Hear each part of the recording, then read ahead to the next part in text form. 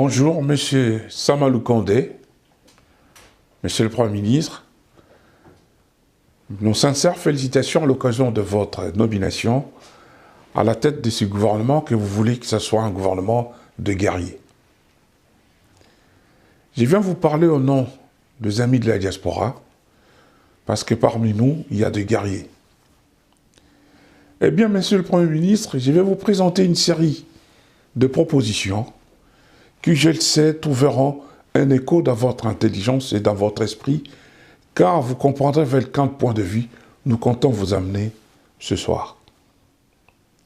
L'été dernier, nous étions impuissants devant la situation catastrophique que vit l'hôpital Mama-Yemo, l'hôpital général de référence de la ville de Kinshasa. C'est le plus grand hôpital de Kinshasa. Pardon, le plus grand hôpital de la RDC.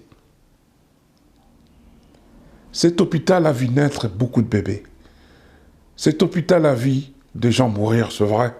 Cet hôpital a fait beaucoup dans l'histoire de la santé de notre pays. Mais cet hôpital se meurt. L'État est totalement indifférent de la situation que connaît l'hôpital Mama-Yemo. Compte tenu de cela, l'été dernier, nous étions prêts à mobiliser la diaspora congolaise pour collecter des fonds, collecter le matériel, afin de réhabiliter Mama-Yemo et l'équiper. Quelques mois après, nous apprendrons que une firme japonaise a pris le dossier. Un contrat a été signé entre le gouvernement congolais et japonais pour la réhabilitation de Mama-Yemo. Un contrat de 4 500 000 $. Mais aujourd'hui, 7 mois après, Monsieur le Premier ministre, il n'y a toujours rien. Bien au contraire, nous continuons à vivre ce désastre. Le corona a fait que beaucoup de pays réfléchissent, se remettent en cause. Mais nous devons faire comme les autres, Monsieur le Premier ministre. Nous devons nous remettre en cause, voir ce que nous étions incapables de faire au niveau sanitaire, qu'on puisse le faire maintenant. Nous avons réfléchi avec des amis, nous ne pouvons pas laisser la situation pourrir comme ça. Nous avons eu la ferme décision d'offrir un hôpital à la République démocratique du Congo. Nous comptons construire un hôpital à Kinshasa au niveau de Sele ou Maluku. Pourquoi Sele et Maluku? Parce que c'est un coin où il n'y a rien. Nous avons regardé la carte géographique des hôpitaux. Tous les grands hôpitaux de Kinshasa se trouvent au centre. Du côté de Maluku, il n'y a rien, et pourtant, cette partie de la ville fait peut-être 70% de l'étendue de la ville de Kinshasa. Nous comptons mobiliser la diaspora. Nous sommes plus de 4 millions. Nous voulons sensibiliser nos compatriotes. Nous voulons mobiliser pour avoir le moyen et surtout avoir le matériel pour construire un hôpital ultramoderne. Parmi nous, nous avons des médecins bénévoles qui sont prêts à aller soigner à Kinshasa, qui sont prêts à aller soigner, recycler et former de médecins à Kinshasa. Parmi nous, il y a des informaticiens. Parmi nous, il y a des ingénieurs. Parmi nous, il y a des architectes, tous bénévoles pour la construction de cet hôpital qui sera le premier don de la diaspora à la République démocratique du Congo. Monsieur le Premier ministre, en faisant cela, nous voulons juste faire comme toutes les grandes diasporas du monde ont fait chez eux. Le Chinois, le Japonais, les Indiens, le Marocain, le Tunisien, certains Ouest-Africains. Ils ont fait des choses chez eux. Mais ils sont arrivés à le faire grâce à la solidarité avec leurs gouvernements respectifs. Ils étaient accompagnés par leur gouvernement. Nous n'avons pas besoin de la charité, Monsieur le Premier ministre. C'est pour cela que nous aurons besoin d'un terrain de 4 hectares au niveau de Maluku ou de Sele pour construire cet hôpital qui sera ultramoderne. Cet hôpital qui sera construit par des bénévoles de tous les domaines confondus pour faire le premier cadeau de la diaspora à la République démocratique du Congo. Nous sommes prêts à aller plus loin, Monsieur le Premier ministre. Nous aimerons intervenir dans toute la vie des Congolais, que ce soit du plan sanitaire, du point que ce soit dans l'éducation nationale, que ce soit dans la lutte contre la pauvreté. Toujours dans le même ordre d'idée, Monsieur le Premier ministre, nous comptons offrir à l'UNIKIN, l'Université nationale de Kinshasa, qui va célébrer les 70 ans de son existence. Cette université a été créée en 1954. En 2024, elle aura 70 ans. Pour cela, nous avons pensé à offrir une bibliothèque numérique, toujours grâce à la solidarité de la communauté. Nous comptons mobiliser d'abord et avant tout tous les anciens de l'UNIKIN. Cette université a connu plus de 5 millions d'étudiants, citoyens congolais et étrangers. Nous sommes prêts à les mobiliser pour collecter des fonds, compter le matériel pour construire cette bibliothèque numérique qui sera la première peut-être pour cette grande université de Kinshasa. Pour aller encore plus loin, Monsieur le Premier ministre, nous comptons rendre à la RDC le paix que ce pays nous a donné. Nous devons beaucoup à ces pays. Nous avons une autre base dans ces pays. Nous étions formés dans ces pays. Il est tout à fait normal aujourd'hui que nous puissions remettre le paix que ce pays nous a donné. Voilà pourquoi nous nous faisons beaucoup de soucis pour les devenir. Aujourd'hui, dans notre pays, rien ne va. Tout est par terre, Monsieur le Premier ministre. On s'est dit, raison de plus pour bouger. Raison de plus pour faire des choses pour notre pays. Pour lutter contre la pauvreté, nous avons une série de propositions, Monsieur le Premier ministre. Nous pouvons intervenir pour développer l'agriculture. Parmi nous, il y a des entrepreneurs. Les investisseurs qu'on attend en RDC, il y en a parmi nous. Les chefs d'entreprise, le chef de PME, petites et moyennes entreprises, qui veulent investir dans l'agriculture.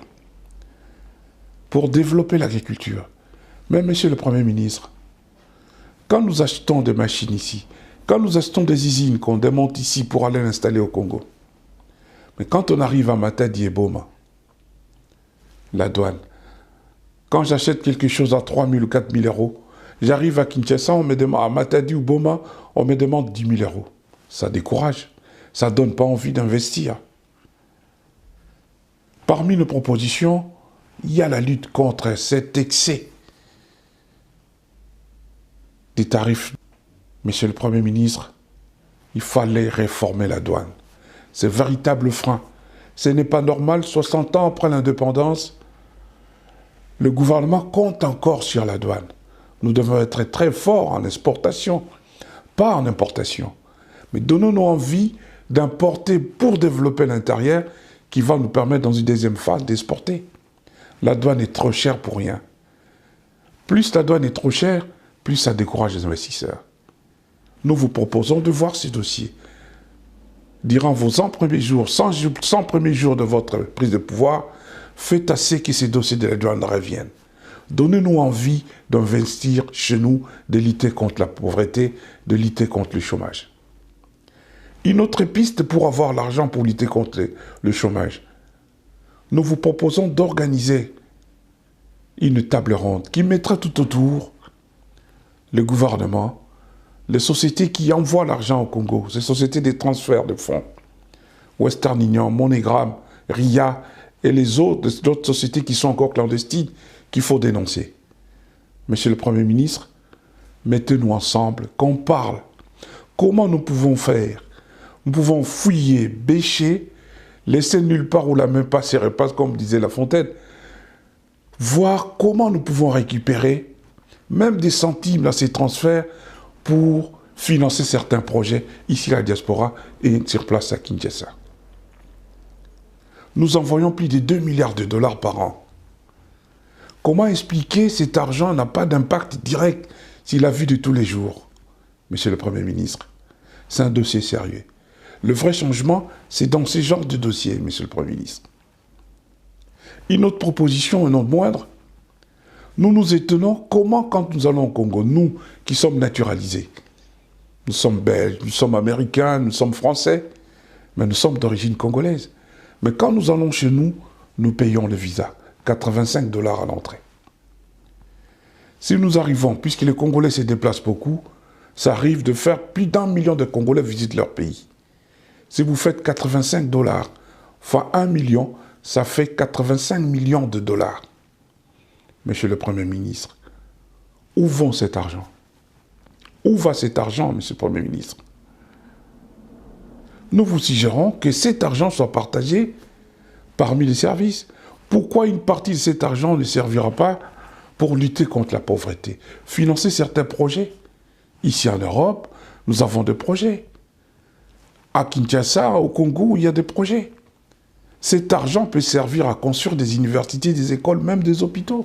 Chaque année, nous serons en mesure de rénover ou de réhabiliter quelque chose dans la République démocratique du Congo. Cet argent peut servir, par exemple, 85 millions, à construire une grande université à Beni, cette ville martyre. En solidarité, nous pouvons construire une grande université dans cette université. Où trouverons l'argent? L'argent peut venir de cette manne. 85 millions de dollars. Où va cet argent? Est-ce que c'est la vocation de l'immigration de se faire l'argent? Est-ce le ministère de Finances? Il n'y a pas d'autres sources où on peut puiser l'argent? Nous avons droit de revendiquer cela, Monsieur le Premier ministre. Pour terminer, je vais m'adresser à vous en tant que Jean-Michel. Cher Jean-Michel, j'aimerais juste vous dire, rappelez-vous de ce que vous nous disiez quand vous étiez député. Rappelez-vous de ce que vous nous disiez quand vous étiez directeur général de la GECAMINE. Les lois pour faire développer la RDC, ça existe. Ce n'est que l'application qui pose problème. L'organisation, c'est la deuxième richesse d'un pays. Si nous sommes organisés, la RDC avancera très très vite. Nous sommes prêts à payer la dette que nous devons à la RDC. Nous sommes des millions à vouloir changer notre pays, la RDC. Donnez-nous cette occasion. Nous voulons que vous soyez forts. Nous voulons que vous frappez très fort, mais frappez juste. Il y a des points où il demande d'urgence des changements et il y aura d'impact direct en quelques mois ou en quelques années. Je vous remercie.